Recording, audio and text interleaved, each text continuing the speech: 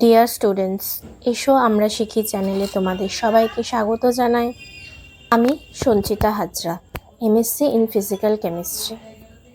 তোমাদের ওয়েস্ট বেঙ্গল বোর্ডের অন্তর্গত বিভিন্ন ক্লাসের অঙ্ক, পরিবেশ, ভৌতবিজ্ঞান, ইংরাজি বিষয়ে পড়ার জন্য আমি সহযোগিতা করে থাকি। তাই যারা যারা চ্যানেলটি এখনো সাবস্ক্রাইব করোনি তারা ভিডিও শুরু করার আগে অবশ্যই চ্যানেলটিকে সাবস্ক্রাইব করে দাও ও পাশে থাকা বেল বাটনে ক্লিক করো, যাতে ভিডিও আপলোড করার সাথে সাথে তোমাদের কাছে নোটিফিকেশন চলে যায়। ভিডিওটাকে কমপ্লিট করার পর অবশ্যই ভিডিওটাতে একটা লাইক করবে ও তোমাদের বন্ধুদের সাথে ভিডিওটা শেয়ার করে দিও, যাতে এই ভিডিওটা দেখে তারাও উপকৃত হতে পারে। তো চলো ভিডিও শুরু করা যাক।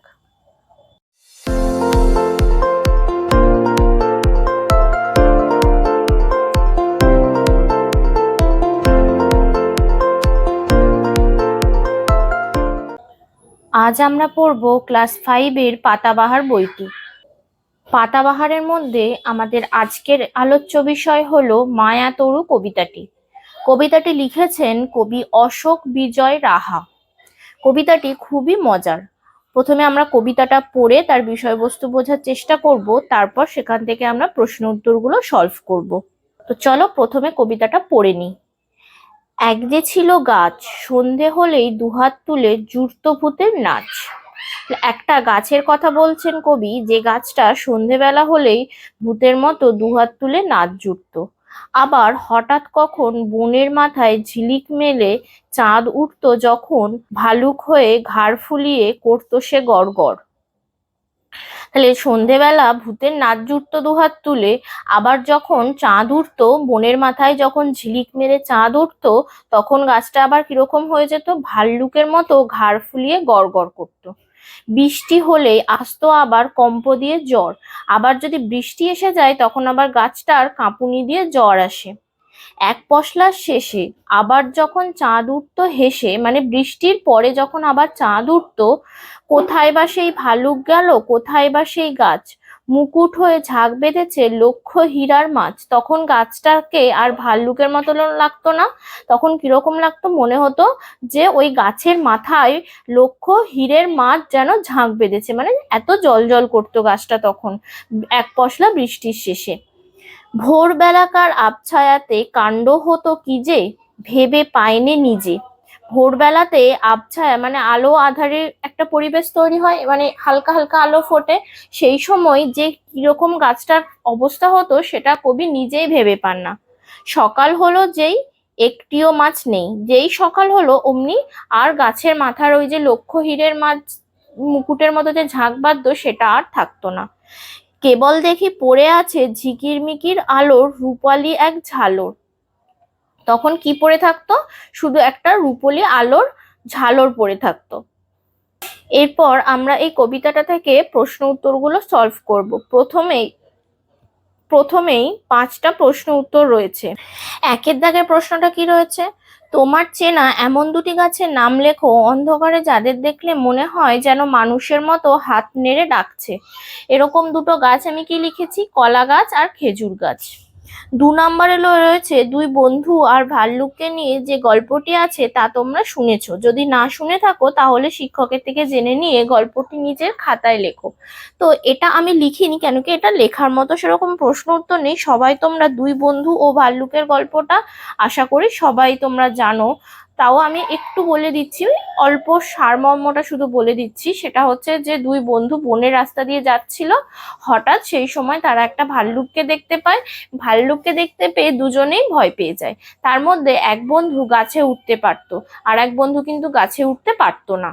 তো যে বন্ধুটা গাছে উঠতে পারতো সে কি করলো, ভাল্লুককে দেখে ভয় পেয়ে গাছে উঠে পড়লো। কিন্তু তার বন্ধু যে গাছে উঠতে পারে না সেই দিকে সে একটুও নজর দিল না। তখন সেই বন্ধুটা কি করবে ভেবে না পেয়ে, তখন যখন দেখলো ভাল্লুকটা তার দিকে এগিয়ে আসছে, তখন সে কি করলো, নিজে ওই জঙ্গলের রাস্তার ওপর কি করলো, মরার মতো চোখ নাক বুজে নিঃশ্বাস বন্ধ করে শুয়ে থাকলো। কেন কি, বন্ধুটা এটা জানতো যে ভাল্লুক কখনো মরা মাংস খায় না। তারপরে ভাল্লুক যখন সেই বন্ধুটার কাছে এলো যে মাটিতে শুয়েছিল, সে এসে দেখলো যে এর তো নিঃশ্বাস পড়ছে না। তখন সে ভাবলো তার মানে এই ছেলেটি মারা গেছে। তাই সে কি করলো, তার চোখ মুখ ভালো করে শুকে নিয়ে চলে গেল। শুকে যখন দেখলো যে নেই, তাই সে খেলো না, জানে কেন, ভাল্লুক মরা মাংস খায় না। তারপর সে চলে গেল। তখন ওপরের বন্ধুটা যখন গাছ থেকে নিচে নেমে এলো, এসে জিজ্ঞাসা করলো ওই বন্ধুটিকে যে তো ভাল্লুক তোর কানে কানে কি বললো রে? তখন বলল যে বিপদের সময় যে পাশে থাকে না সে আসল বন্ধু নয়। এই কথাটি ভাল্লুক তার কানে কানে বলেছে। নেক্সট রয়েছে নানা রকম রঙিন মাছ তুমি কোথায় দেখেছো? নানা রকম রঙিন মাছ চিড়িয়াখানা অ্যাকোয়ারিয়ামে দেখা যায়। ভোরের আলো তোমার কেমন লাগে? তখন তোমার কোথায় যেতে ইচ্ছে করে?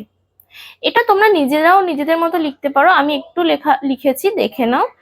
ভোরের আলো আমার খুব ভালো লাগে, এই সময় আমার পাহাড়ের কোলে দাঁড়িয়ে সূর্যোদয় দেখতে ইচ্ছা করে। আলোয় এবং অন্ধকারে একই গাছে দুরকম চেহারা তোমার চোখে কিভাবে ধরা পড়ে? আলোয় কলা গাছকে দেখতে সাধারণ কলা গাছের মতোই লাগে, কিন্তু অন্ধকারে কলা গাছকে দেখে মনে হয় যেন ভূতের মতো হাত নাড়ছে। নেক্সট রয়েছে 2 দাগে, ক স্তম্ভের সাথে খ স্তম্ভ মেলানো। গাছ, বৃক্ষ, বন, অরণ্য, ভূত, অশরীরী, ঝালর, পর্দা, কম্প, কাঁপুনি। ঠিক আছে। 3 নম্বরে বলেছে কবিতা অবলম্বনে শূন্যস্থান পূরণ করো। কবিতাটাতে আমরা যেমন পড়েছি সেই লাইন অনুযায়ী এটা ফিল আপ করবো। এক যে ছিল গাছ, বৃষ্টি হলেই আসতো আবার কম্প দিয়ে জ্বর, মুকুট হয়ে ঝাঁক বেঁধেছে লক্ষ হীরার মাছ, এক পশলার শেষে বনের মাথায় ঝিলিক মেরে চাঁদ উঠতো যখন, লুক হয়ে ঘাড় ফুলিয়ে করতো সে গড় গড়। এগুলো সবটাই কবিতার লাইন। 4 নম্বরে বলেছে কবিতাটি অবলম্বনে একটি গল্প তৈরি করো। এই ড্যাশগুলোতে যেগুলো হবে সেগুলো আমি লিখে দিয়েছি, দেখো। প্রথমে আছে একটি গাছ ছিল, সন্ধে হলেই, তারপর লিখতে হবে ভূতের মতো নাচ করত। আবার কখনো হঠাৎ বনের, বাকিটা এখানে লিখেছি, মধ্যে ভালুক হয়ে ঘাড় ফুলিয়ে গড় গড় করতো। তারপরে যখন বৃষ্টি শেষ হয়ে যেত, তারপর লিখবো তখন চাঁদ উঠলে সেই গাছের মাথায় মুকুট হয়ে লক্ষ হীরার মাছ ঝাঁক বাঁধতো। ভোরবেলায় কত কি যে কাণ্ড হতো তা ভেবে পাওয়া যায় না। আর যখন সকাল হতো তখন দেখতাম ঝিকিমিকি আলোর এক রূপালী ঝালর পড়ে আছে। 5 নম্বরে বলেছে শব্দগুলির অর্থ লিখে তা দিয়ে বাক্য রচনা করো। ঝাঁক, ঝাঁক মানে হচ্ছে দল, আকাশে এক ঝাঁক সাদা বক উড়ে যাচ্ছে। ঝিলিক, ঝিলিক মানে হচ্ছে তীব্র অল্প আলো, মেঘের মধ্যে দিয়ে বিদ্যুতের ঝিলিক দেখা যাচ্ছে। ঘাড়, ঘাড় কথার অর্থ হলো গ্রীবা, ঘাড় ধরে বাবা আমাকে পড়তে বসালো। মুকুট, শিরভূষণ, রাজার মাথায় বহুমূল্য মুকুট থাকে। ঝিকির মিকির, ঝিকমিক, আকাশে তারারা ঝিকির মিকির করে। তাহলে যে শব্দটা দিয়ে বাক্য রচনা করতে হয় সেটা সবসময় তার তলায় সবসময় দাগ দিতে হয়। এটা আমরা সব পড়াতেই সবসময় বলে আসি। নেক্সট এবার দেখবো 6 দাগ, কোনটি কি জাতীয় শব্দ শব্দঝুড়ি থেকে বেছে নিয়ে আলাদা করে লেখো। এই যে শব্দঝুড়ি দিয়ে দিয়েছে, এখান থেকে সেই বিশেষ্য, বিশেষণ, সর্বনাম, অব্যয়, ক্রিয়া এগুলো ভাগ করতে হবে। এই ভাগটা আমি বিশেষ্য, বিশেষণ, সর্বনাম, অব্যয়, ক্রিয়া কাকে বলে আমি মধু আনতে বাঘের মুখে গল্পে আলোচনা করে দিয়েছি। তোমরা যারা যারা ওটা দেখোনি তারা অবশ্যই প্লেলিস্টে গিয়ে চেক করে নিও ভিডিওটা, তাহলে তোমরা বুঝে যাবে। এখানে আমি শুধু উত্তরগুলো করে দিয়েছি। গাছ বিশেষ্য, যে হবে সর্বনাম বা অব্যয়, রূপালী বিশেষণ, জুড়ত ক্রিয়া, তুলে ক্রিয়া, হয়ে ক্রিয়া, ঝিকিরমিকির বিশেষণ, লক্ষ্যটা হবে বিশেষণ, সে সর্বনাম, কম্প বিশেষ্য, জ্বর বিশেষ্য। তো আজকের পড়াটা আমাদের এই অবধি থাক, না হলে ভিডিওটা অনেক বড় হয়ে যাচ্ছে। তো নেক্সট ভিডিও দেখার জন্য অবশ্যই তোমরা চ্যানেলটিকে সাবস্ক্রাইব করে রেখো। ভিডিওটা ছেড়ে যাওয়ার আগে অবশ্যই ভিডিওটাতে একটা লাইক করো ও ভিডিওটা তোমাদের বন্ধুদের সাথে শেয়ার করো।